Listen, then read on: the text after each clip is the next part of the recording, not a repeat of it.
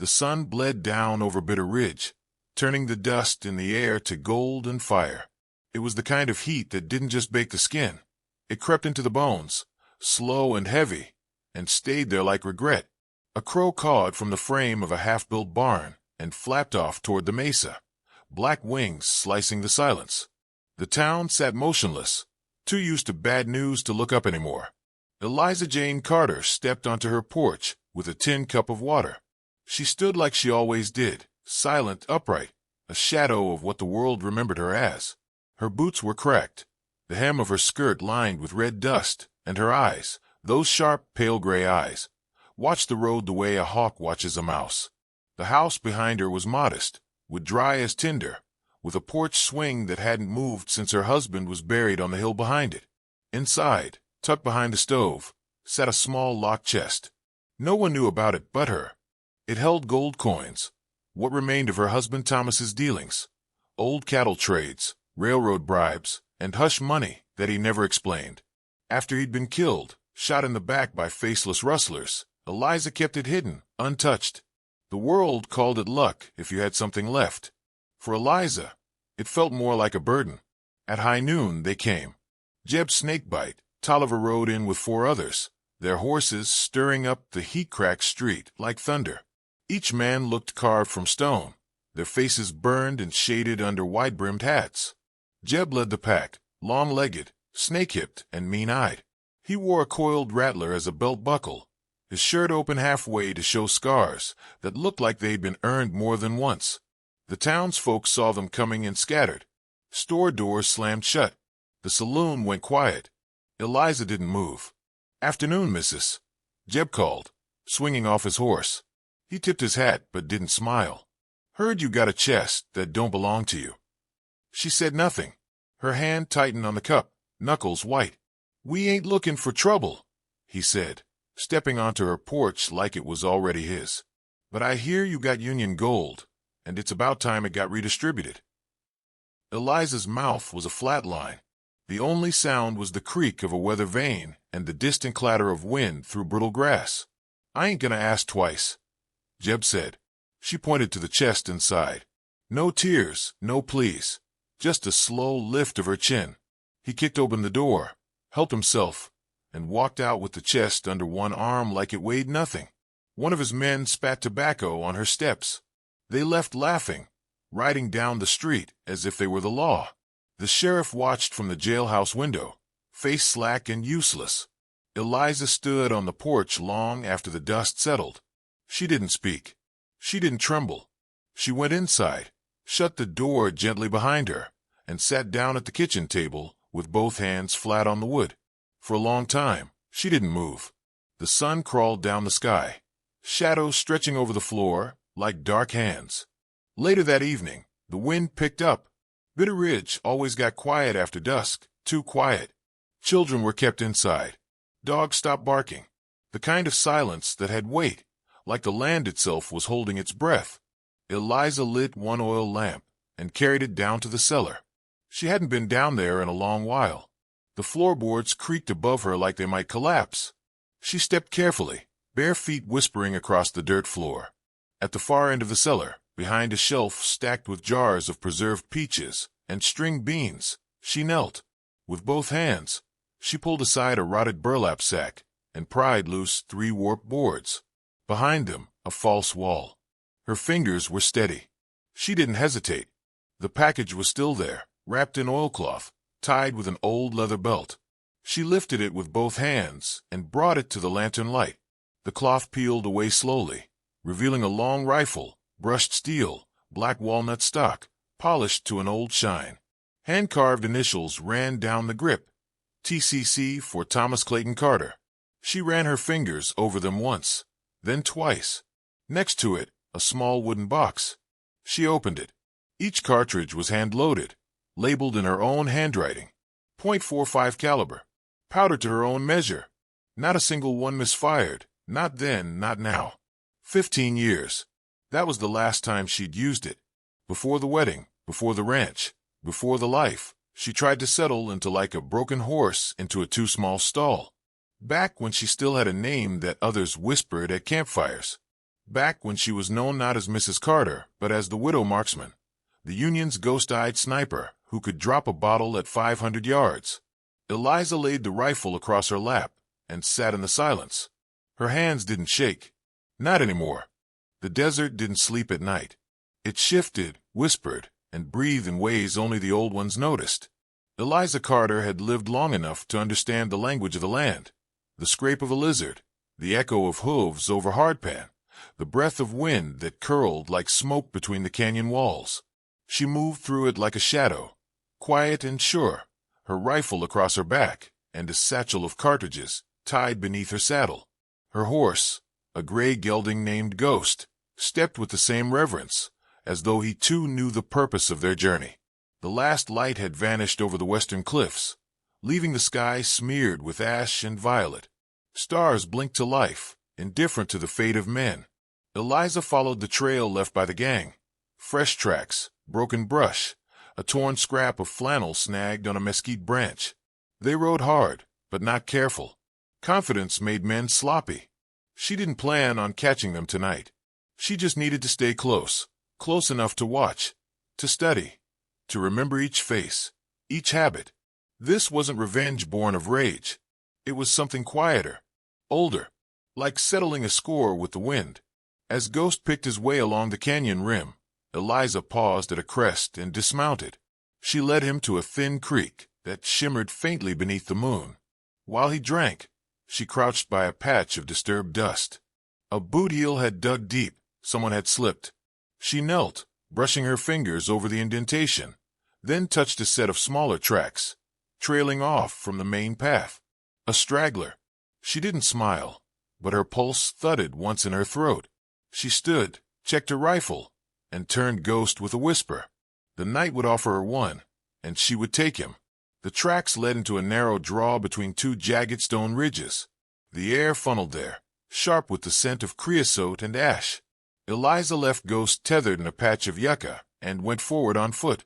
The moonlight caught the glint of a small bottle rolling in the dirt. Whiskey. Around the bend, she saw him, Billy Finch, barely more than a boy, slumped against a rock with his hat pulled low and a bottle half empty in his hand. He was singing, off-key and low, some song that might have once been about a girl or a horse or maybe both. His pistol was in his lap, his boots untied. Eliza waited in the dark, letting her breath match the stillness around her. Her rifle rested in her arms, like an old friend. She could smell the gun oil, the faint copper tang of the cartridges. The wind dipped, and the boy looked up. "That you, Rooster?" he called, blinking toward the dark. "Ain't funny, sneaking off like that." He stood, wobbling, then stumbled back down on one knee. The bottle tipped over, spilling into the dirt. Eliza stepped forward, slow and soundless. "Who's there?" he said, voice cracking. He never saw her. The shot echoed once, then was swallowed by the canyon. His body slumped sideways, eyes wide open to a sky that didn't care. Eliza exhaled through her nose and lowered the rifle. It wasn't joy she felt. It wasn't satisfaction either. Just silence, the same kind she'd known in the moments after her first kill, long ago on a battlefield outside Sharpsburg. She had worn trousers then, her hair cropped short under a battered cap, a uniform too large for her frame. She remembered the colonel's surprise when she dropped 3 rebel officers before anyone else on the ridge had time to reload. She told him her name was Eli Carter. He never asked again. Back then, the cause had felt righteous, necessary. Now this was something different. This was about what a man took when he thought no one would stop him. She took a shovel from her pack and began to dig. The earth was stubborn, rocky, and dry, but she worked until the hole was deep enough to swallow him. She dragged the body in and covered it stone by stone, the way Thomas had once shown her. Predators leave messes, he'd said. Survivors clean their trail. When it was done, she smoothed the dirt with a yucca branch and scattered loose gravel. No cross, no marker, just another empty place in the desert. The coyotes cried out as she mounted Ghost again and turned back toward the main trail. Their howls sounded like mourning, or maybe warning. Eliza rode without speaking, eyes trained on the horizon. Above, the stars wheeled in silence.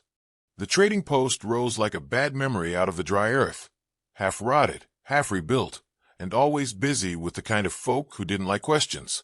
3 crooked buildings sat pressed together on the edge of a bluff, their walls scorched from a fire years back, never fully repaired. A saloon, a general store, and a blacksmith shop made up the bones of the place. What filled it now were drifters, whiskey men, and outlaws pretending they weren't outlaws. Eliza arrived just after sundown, cloaked in dusk and dust.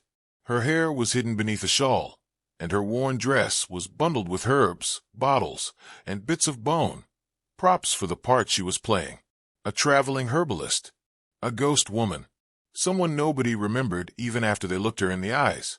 She walked Ghost to the stable behind the saloon and handed a coin to the stable boy without a word.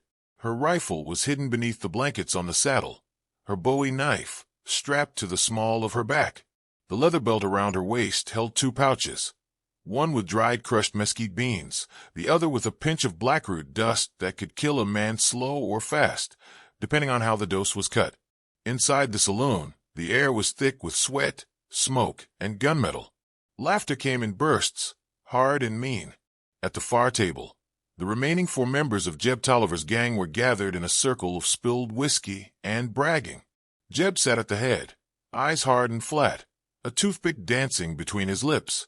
Next to him was Clyde, younger by 5 years and twice as reckless.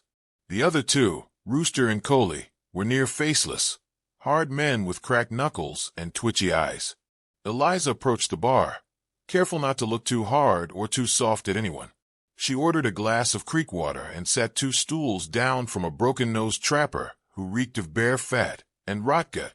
From the corner of her eye, she watched the gang. "I'm telling you," Clyde was saying. "Billy didn't just wander off.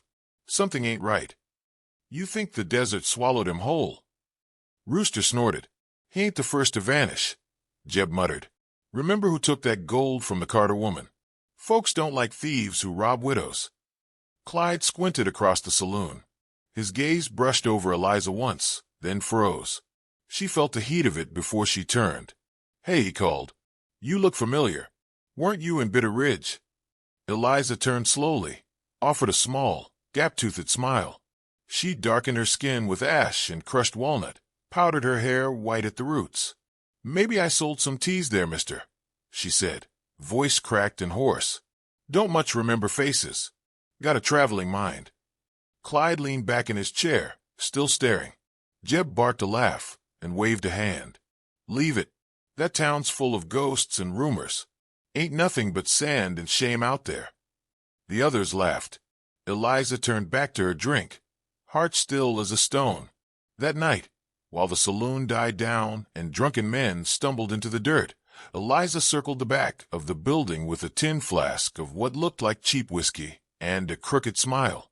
The barmaid, barely more than a girl, watched her pour it into the gang stash behind the barrels. She thought it was a kindness, a gift. "Tell him it's from the desert woman," Eliza whispered, patting the girl's shoulder. She left before the first round was poured. By midnight, the moaning started. Rooster was the first to stagger out behind the saloon, clutching his stomach and cursing the dirt. Eliza waited from the ridge above, hidden between boulders and brittle sage. Her rifle lay across her lap. The scope glinted once, then settled. Rooster dropped to his knees, heaving. One clean shot behind the ear dropped him to the dust. No one heard over the sound of Clyde screaming from inside. Eliza moved quickly, descending the ridge and circling the saloon. Inside, chaos brewed. Jeb shouted orders, and someone kicked over a table. The barmaid screamed as Coley crashed through a chair, face pale and sweating, eyes rolling. Eliza slipped through the back, silent as dusk. She found Clyde bent over the table, drooling, one hand gripping a knife, the other clutching his gut. He looked up when she entered, pupils wide, mouth hanging open. His body was too weak to move. He only managed a soft, choked gasp. The Bowie knife slid in beneath his chin and angled up. No sound escaped. She laid him down gentle. By the time Jeb realized what was happening, she was gone. He stormed out into the night, boots thundering, shotgun in hand. The saloon was almost empty now, just Coley gasping on the floor and the barkeep trembling behind the counter. Jeb's face twisted as he looked up at the ridge. Rooster's body lay still in the moonlight, blood painting the stones red-black. "She's picking us off," he growled, voice like gravel soaked in whiskey. "She's picking us off like damn prairie dogs." The barkeep stammered something about a woman, about Bitter Ridge. Jeb's eyes narrowed. "The widow," he said, quiet and cold. "It's her." He turned to Coley, who was still groaning like a dying hog. "We ride at first light," he said. "We ride to Bitter Ridge, and we burn it to the ground." No one answered. Above, on the bluff, Eliza watched the last of the firelight flicker in the saloon's windows. Her rifle was slung over her shoulder again, and her shadow stretched long in the moonlight. Her face was streaked with wind and dust, but her eyes burned steady. "You ain't making it back to town," she whispered. Then she vanished into the dark. The sun hadn't yet crested the rim of the world when they spotted her. A flicker of motion in the distance, between the bones of the desert, just enough to stir the dust. Jeb Tolliver and Rooster rode hard through the early gray, their horses foam-lathered and flanks quaking. Vultures circled overhead, as if they already knew something the living did not. Jeb's face was a mask of blood and sweat, his left arm wrapped in a strip of shirt where Eliza's bullet had grazed him the night before. Rooster had said nothing since they found Clyde's body stiff beside the embers. He didn't need to. The message had already carved itself into the outlaws' minds like a brand. Someone was hunting them, and she wasn't done yet. Dead Man's Hollow opened before them like the jaws of a beast, red cliffs rising jagged, shadows long and sharp, the wind coiling through its throat like a warning. The place earned its name in whispers. Miners and wanderers had gone in and never come back. The bones of wagons littered the gorge. Buzzards waited patiently atop the rocks. "She went in there," Jeb said, pulling his horse short. Rooster spit. "You think she's waiting? She's not running. We're the ones being led." Rooster grunted, checked his revolver, and nudged his horse forward. They entered the hollow single file, the path narrowing with every yard. The sun was just beginning to spill over the canyon rim, sending beams through the dust like shafts of judgment. A trickle of wind stirred the dry leaves. The silence was taut, pulled like a wire. A single stone shifted up above them. Rooster froze, eyes darting upward. The rock slide came sudden, savage. Dozens of jagged stones tumbled down from a shelf Eliza had rigged with an old iron rod and a length of frayed rope. Rooster barely had time to shout before the rocks crushed him against the canyon wall. His horse shrieked and bolted, scattering gravel as it fled. Jeb's mount reared, throwing him sideways. He hit the ground hard, rolled, and came up gasping. His shoulder throbbed. Blood soaked through his shirt again. Dust clouded the air, thick and choking. When it cleared, the hollow was still. Jeb staggered to his feet, dragging the shotgun from where it had landed nearby. He called out, not for Rooster, but for the woman who haunted his dreams now more than any lawman ever had. "You think this ends here?" he shouted. His voice bounced off the canyon walls, lonely and ragged. "I'm not done, you hear me? I'll burn that town down with you in it." No answer. Just the wind. Jeb limped out of the hollow at dusk alone. He made it to Bitter Ridge just before dawn, his coat torn, boots flaking with blood and sand. His face was haggard, hollowed by fear and fatigue, but his eyes still burned, feral and spiteful. He rode into town like a man who no longer cared who saw his sins. The townsfolk stirred behind curtains. The sheriff's office sat empty. No one moved to greet him. No one offered a word. In the center of the street stood Eliza Jane Carter. She wore black from hat to boots, her rifle cradled in one arm. Her stance was still calm, as if she'd been carved from the desert itself. The rising sun gilded the dust behind her, catching the streaks of gray in her hair, the deep-set lines on her face.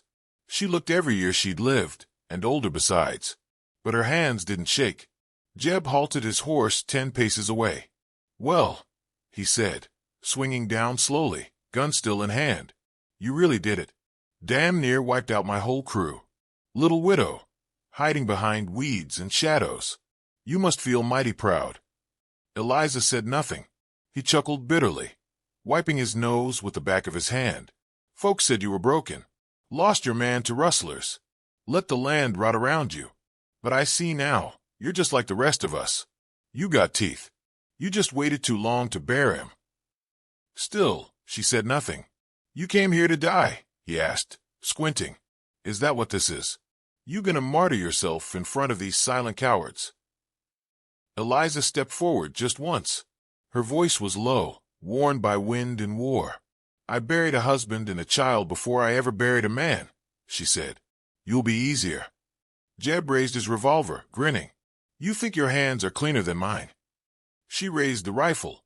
For a breath, the world stopped. The street, the sky, the waiting faces behind glass. Everything held still. Then one shot cracked like thunder across the dust. Jeb staggered once, a look of pure surprise blossoming on his face.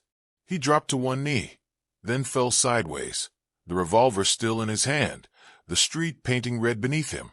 Eliza lowered her rifle. No one cheered. No one cried. The wind blew through Bitter Ridge, sweeping the dust between them like a shroud. She stood over his body for a moment, eyes unreadable, then turned and walked away. Behind her, the town began to breathe again. The dust didn't settle quickly in Bitter Ridge.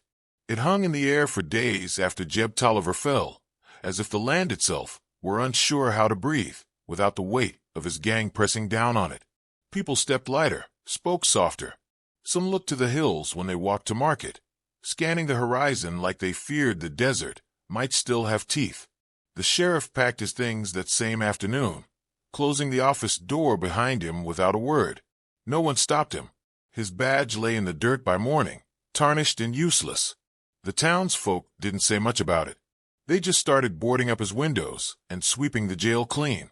Like the dust, there was finally allowed to move again. Eliza didn't take credit, didn't ask for thanks. She simply returned to her house at the edge of town and began her days again. The weeds were pulled. The broken fence was mended. The horses were fed and watered. Ghost was brushed with careful hands and soft murmurs. It was almost as if nothing had changed, except for the silence, the clean kind, not the heavy sort that comes with grief. When night fell, she'd sit by the fire and roll cartridges with steady fingers, just in case the quiet didn't last. She still kept the rifle within reach. Some things didn't go back in the box once they'd been opened. The gold Jeb had stolen was never seen again. Some folks said she kept it buried on the ridge. Others whispered she rode out one night and dumped it in the river, every last coin. The truth was quieter than both. Eliza melted the gold down into bars and hid them in the floorboards of an old mission ruin 20 miles east, where children from nearby towns sometimes wandered for shelter. She didn't leave a note, just placed them behind a stone that only someone desperate would think to move. 2 weeks later, a man arrived on horseback, tall, lean, with a long coat and a face burned brown from the sun. He walked with a limp and wore pistols like they were part of him. Said he was a bounty hunter, just passing through. His eyes were the kind that measured everything before speaking. He didn't ask for directions, just ordered coffee at the general store and stared at the board behind the counter. There, yellowed and curling, was an old wartime wanted notice. The paper was torn, but the face still stared out sharp and proud. Short-cropped hair, union cap tilted low, rifle cradled in her arms. He looked toward the hills, toward the house standing alone under the cottonwoods. "I thought she was dead," he said. The shopkeeper didn't answer. He left the same way he came, but the rumor settled quick as dust. By sunset, every porch in Bitter Ridge had someone sitting out, wondering what else they didn't know about the widow on the edge of town. Eliza never confirmed or denied the past. When asked, she'd just shake her head and change the subject. But the children didn't need her words. They knew. They played in the dirt streets, sticks for rifles, whispering plans behind hitching posts. One would call out, "You be the outlaw."